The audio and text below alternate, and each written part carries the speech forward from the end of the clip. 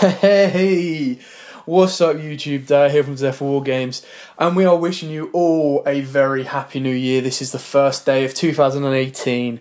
Well, this is, the new year of Yu-Gi-Oh! The Link kind of year. Even though it was introduced last year, it is going to be taking full flight in the TCG this year. And I'm bringing you 5 cards that I feel you need to get hold of in this year, or 5 cards that I am personally excited about. Now, not these 5 cards. These 5 cards haven't been fully confirmed for the TCG. There, not all of them. Not all of them are actually confirmed cards that have been made yet either.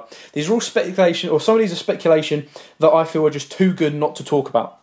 So I'm going to bring you these 5 cards, and if they all turn out to be true, and we all get them, I'm going to be massively, massively happy. And the 5 cards I think you should definitely keep an ear out for, because the second they drop, you're going to want to grab them. They will be the money cards, in my personal opinion.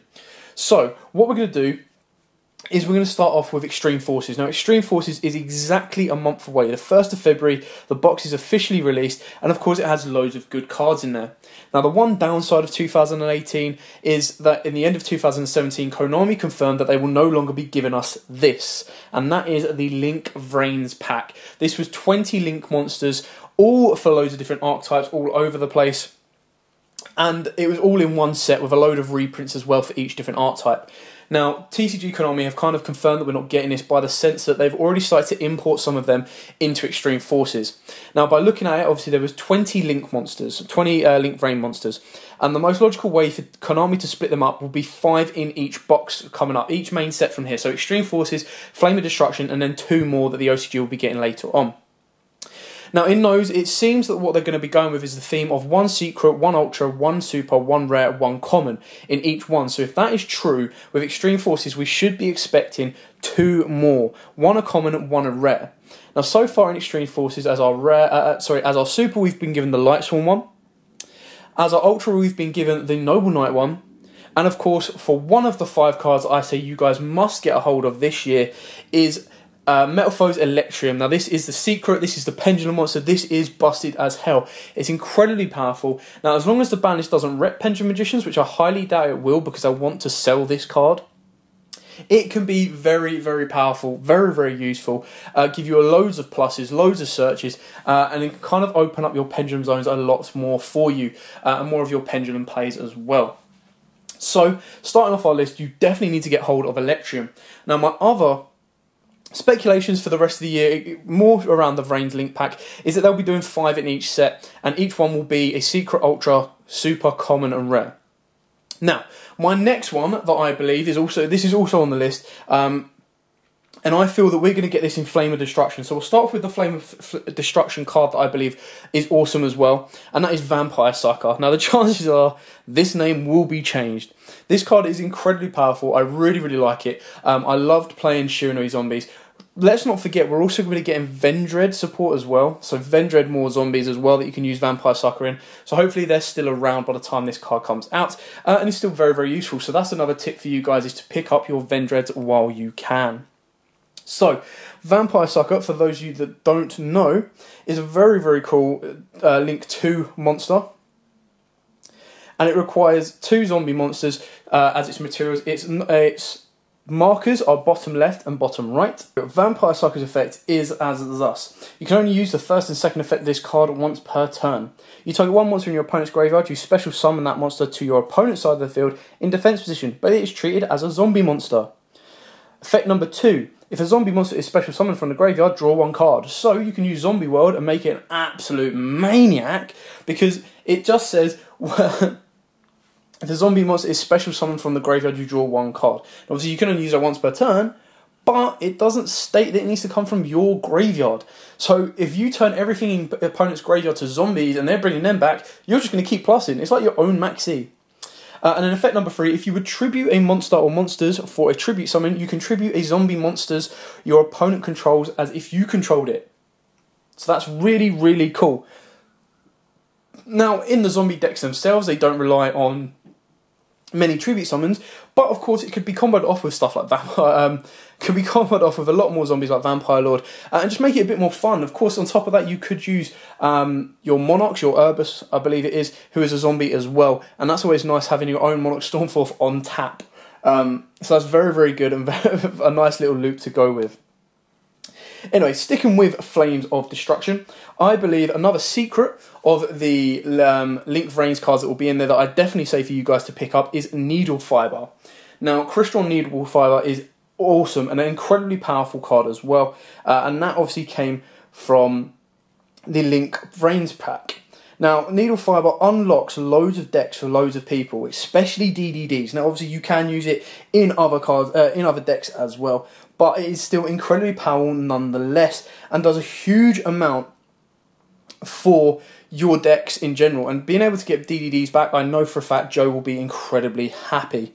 So it makes it very, very useful, even if we still don't have that master of cards, and that is High Flame King Genghis.